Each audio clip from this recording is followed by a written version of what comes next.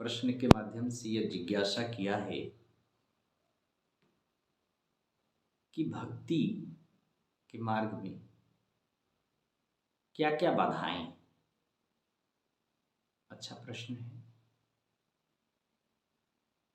महापुरुषों ने, संत सद्गुरुओं ने कहा है, कामी क्रोधी लोभी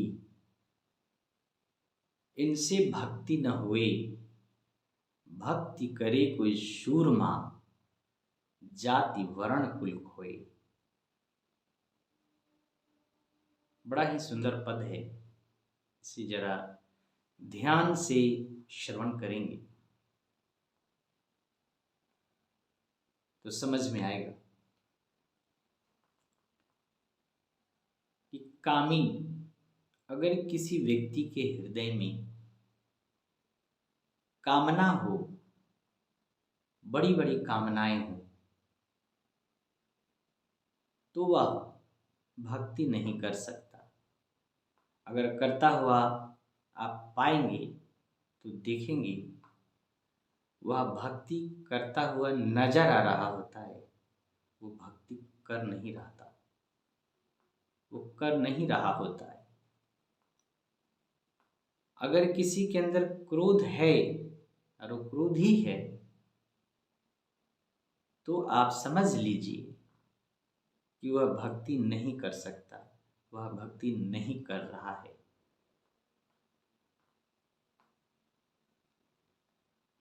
अगर किसी के अंदर लोभ है और फिर भी भक्ति कर रहा है, तो यह मत समझना कि वो भक्ति कर रहा है। वो भक्ति नहीं कर रहा, वह भक्ति भी किसी न किसी लोभ के लिए ही कर रहा होगा। अगर लोभ सिद्ध हुआ तो भक्त हैं जी, अगर लोभ सिद्ध नहीं हुआ तो भक्त नहीं है। भक्ति की पोल खुल जाती है। अगर हम भक्ति करते हैं और जाति का स्मरण बना रहे तो समझो भी हम भक्त नहीं हुए। वर्ण कुल का गौरव याद है, अंतःकरण में बसा है, तो समझिए भक्ति की प्रारंभ भी नहीं हुई है। इसलिए कहा गया इन सब चीजों को छोड़ना इतना आसान नहीं है, लेकिन अगर जो छोड़ता है वही सूरमा कहलाता है। यहां संसार को छोड़ने की बात नहीं हो रही है, यहां इन विकारों को छोड़ने की बात हो रही है। जो इन विकारों को छोड़ सकता है वही सूरमा बन सकता है।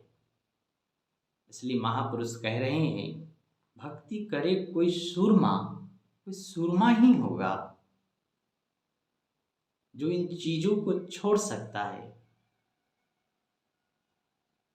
तभी वह भक्ति कर पाएगा। जाति वर्ण कुल खोए। इसलिए कि अगर हमें इन चीजों की स्मृति बनी रहती है तो परमात्मा की स्मृति कैसे आएगी? क्योंकि उसका कोई जाति नहीं है, उसका कोई वर्ण नहीं है, उसका कोई कुल नहीं है।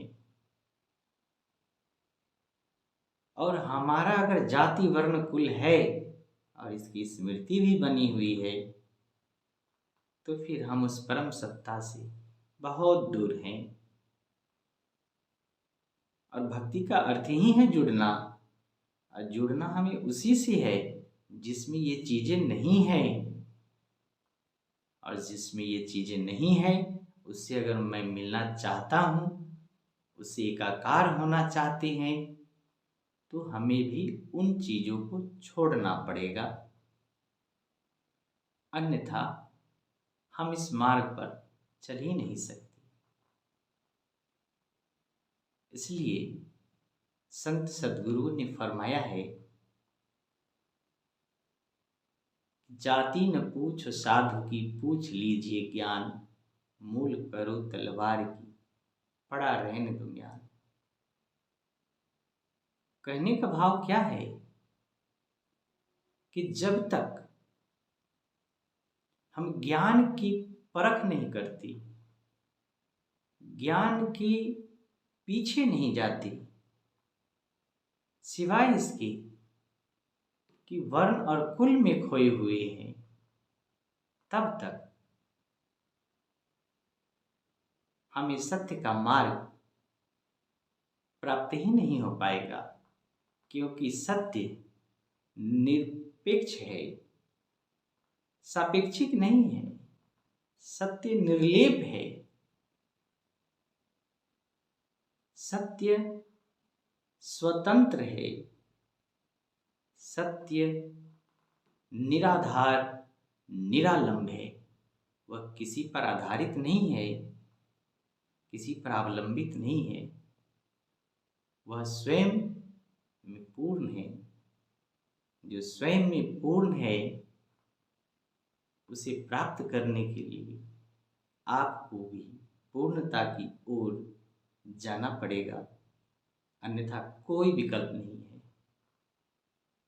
पूर्ण को अगर जानना है तो हमें भी पूर्ण होना पड़ेगा। अगर बगैर पूर्ण हुए पूर्ण को जानना चाहें तो नहीं जान सकते।